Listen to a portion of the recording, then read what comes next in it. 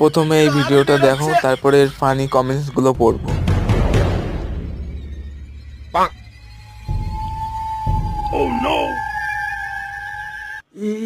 এটা পড়লো কিভাবে? আর পড়লো তো পড়লো, আমার গাড়ি এসে পড়লো কেন?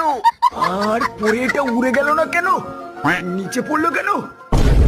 এবার এমন সূত্র আবিষ্কার করব যেটা পড়তে পড়তে পথ পেটে রক্ত বেরিয়ে যাবে।